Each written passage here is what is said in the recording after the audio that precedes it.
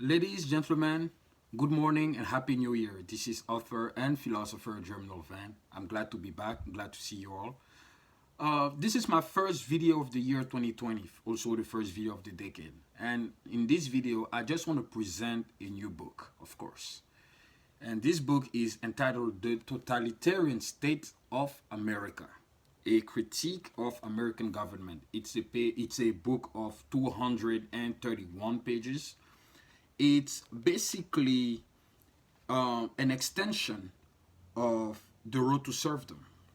In 1944, Friedrich von Hayek wrote The Road to Serfdom, in which he said that most Western countries have forsaken classical liberalism for social liberalism, and that social liberalism will lead inevitably to totalitarianism, if not unchecked. So it's basically an extension of that same concept that I did in this book, but with the United States this time. So when the United States became the United States, it was based on the principles of liberty, so rule of law, private property, economic freedom, and individual liberties. So these concepts that I just mentioned are what we call classical liberalism. But since the Great Depression, this concept has shifted. So the Great Depression was that huge economic turndown in which it is said that the government was forced to intervene in order to put people back to work and then stimulate demand and stuff like that. So what happened was that once the Great Depression occurred, Herbert Hoover, that I used to believe was a laissez-faire president, but he's not a laissez-faire president. Actually, he was a huge interventionist, and President Franklin Delano Roosevelt both implemented interventionist policies to recover the economy. But by doing so, they actually expanded the powers of the federal government. So the government became that permanent entity in economic and social affairs. And in the 1960s, with the Great Society of President Lyndon Johnson, now the government became this Leviathan, this omnipotent government that controls economic, social, and even political affairs at the local level. So the federal government basically expand its powers beyond its constitutional prerogatives. That's what I try to explain in this book. That now the federal government of the United States has become a totalitarian government. It does not use concrete force against its citizens yet, but it uses methods of authoritarianism and totalitarianism. It uses the methods that totalitarian societies and governments use to coerce their citizens. So the book is divided basically in 10 chapters. And the first chapter talks about welfare, the welfare state, how the welfare state has contributed to expand the inequalities that already existed in the US.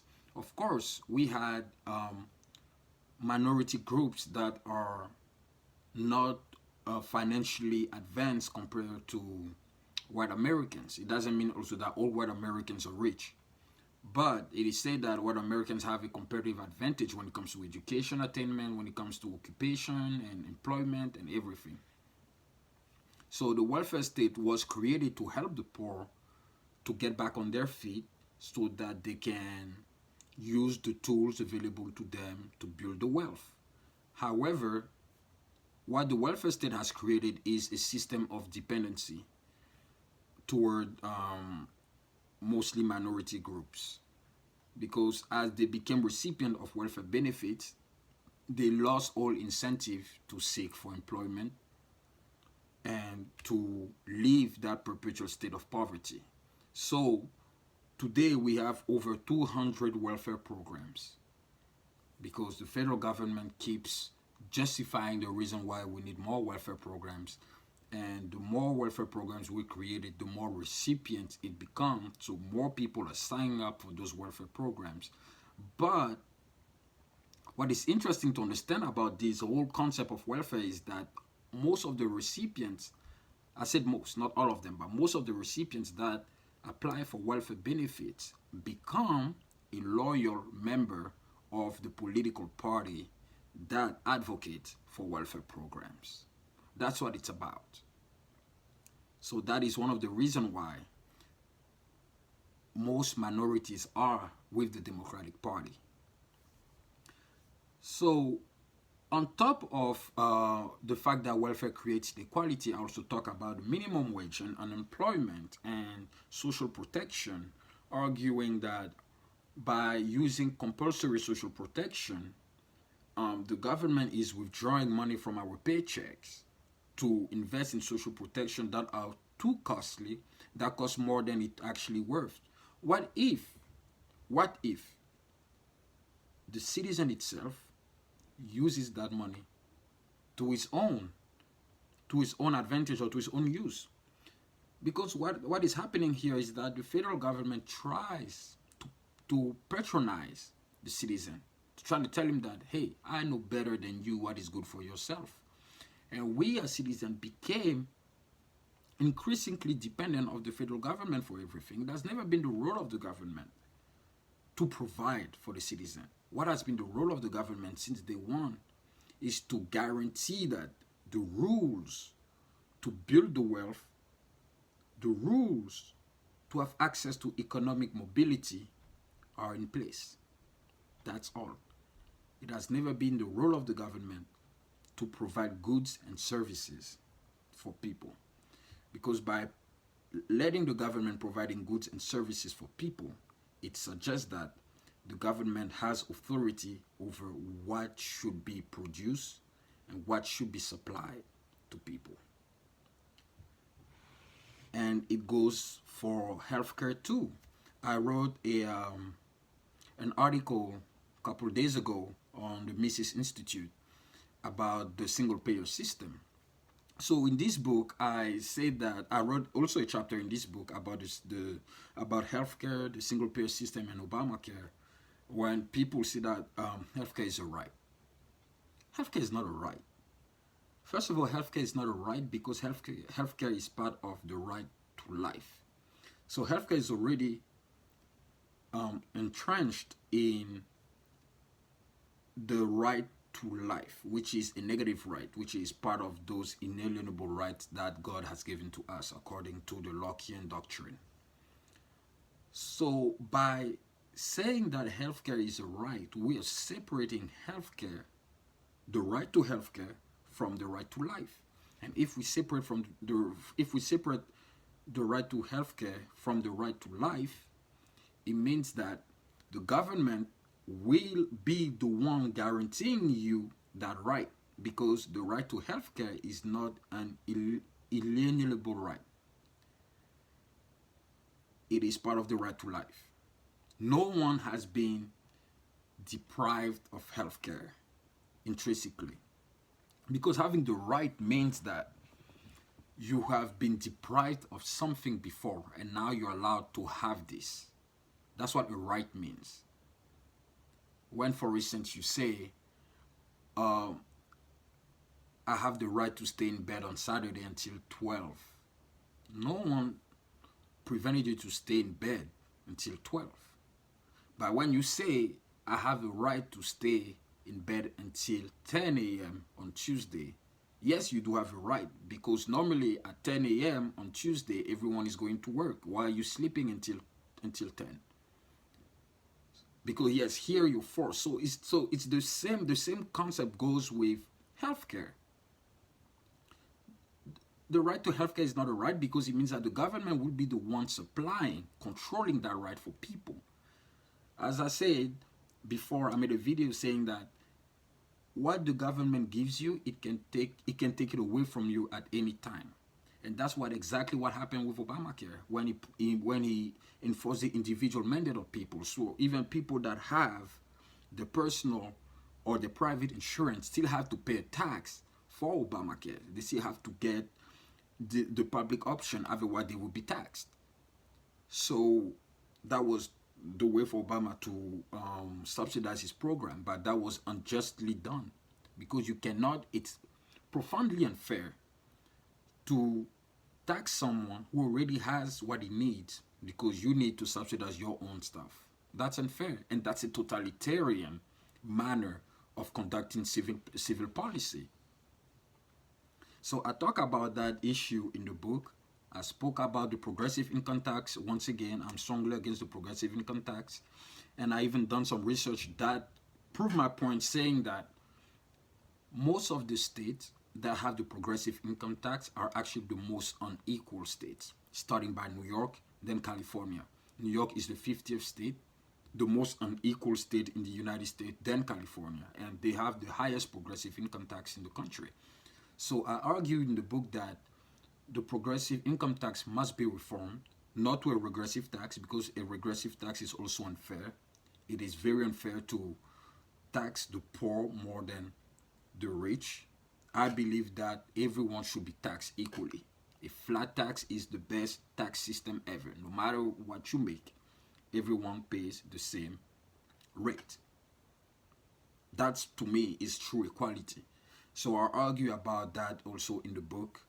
I talk about political correctness, saying how government use the fact of language to control the mind of people, the way Big Brother used to do in 1984, the book of George Orwell. And the sixth chapter is about fiscal policy. So fiscal policy is when the government uses taxes to stimulate the economy. So I said that what would be better is a monetary policy. But the monetary policy that we currently have is controlled also by the Federal Reserve. And the Federal Reserve, although it is not a concrete institution of the federal government, technically works for the government, because whatever the government needs in terms of money, the Federal Reserve will grant that to the government. So if the government wants to create a program and the taxes collected are not enough to create that program, the government will just borrow the money. And by borrowing the money, it increases the debt. So what I suggested in this book is that we use monetary policy rather than fiscal policy. But in order to use a good monetary policy, what we need is, first of all, to abolish the Federal Reserve. Yes, to abolish the Federal Reserve, and to localize the banking system so that each localities or each local government can use a banking system to determine the money supply for the community, instead of having a central bank that is constantly choosing how much money we should inject in the economy. Ladies and gentlemen, remember that the Federal Reserve is the entity that created the Great Depression. They created the Great Depression by contracting the money supply. There was not enough money in the economy. That's why we had the Great Depression. And most central banks are also the one that create hyperinflation. When you look at in Venezuela or Zimbabwe, the central banks print too much money and that money loses its value. So I think it would be better to decentralize the banking system in the United States so that people will have the sovereign and popular power to determine how much money should be injected in their community, rather than letting some bureaucrats deciding for everyone, although they have no clue of the personal issues that everyone is going through. So I talk about fiscal policy. I talk about social justice as well. You know, social justice remains the same. They have nots. And we're blaming the haves for having what they have and saying that they stole from us. You know, the same concept keeps going. I talk about the militarization of the police, how the police in the United States became basically a military power, how they have a military mindset, and how they are deployed especially in neighborhoods composed of minority groups, and how they abuse their power sometimes by violating the Fourth Amendment. I also talk about the court, so the judicial activism of the court, and I talk about the fact that if we do not pay attention to what is going on, we may one day become a central planning economy. Because yes, we do have a market economy, but the market economy we have is no longer a laissez-faire economy. It is a regulated, planned market economy, monopolized, I would say, by the government, because the government is the one that chooses which corporation should have the monopoly of a given industry. So that is why, like, small business owners and mid-sized business owners have a hard time to compete with big businesses, because the government, instead of following effective market policy, they follow the lobbyist groups. So the lobby groups that incentivize politicians to give more power to corporations, and those politicians will make the profit of the power that they give, to those corporations. That is why we have a huge inequality in this country. Yes, who we need to blame is the politicians, is the government, because the government is the one that detains the power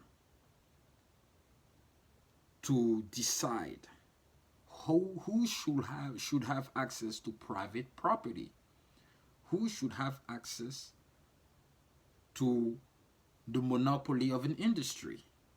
So when you have people, once again, like Bernie Sanders and Elizabeth Warren, saying that the government is going to crush those corporations, this is garbage. I'm sorry for the word, but it is BS. The government is the one that created those monopolies already, and then the government is the one that's going to stop it. Let's be honest, people. Come on, let's be honest. That will never happen that way. What we need is a strong decentralization of power and a better market. We need the market to create new market. It's by creating new market that we expand private property, and people will have a better living standard, and they will have access to wealth. It's not the other way around. So we have today a totalitarian state that controls all aspects of life in the United States. So it is important to understand that today it is a tacit totalitarian state that we have, but soon it's going to be violent if we don't do anything about it. It's going to be violent if we completely extend classical liberalism. Because today social liberalism is taking over. Everyone feels the need to have government to do things, although government is the one that creates all these problems that we have. So ladies and gentlemen, let's reflect on what is going on currently in the United States. Let's reflect on how the federal government has become a totalitarian government, controlling everything. James Madison, Alexander Hamilton, Thomas Jefferson, George Washington, all these people wrote in the Constitution that they wanted a limited government with few powers that are well defined. That's the role of the federal government, not to expand its reach. Ladies and gentlemen, thank you very much for listening to me. I hope to see you guys very soon for a next video. And until then, have a good day.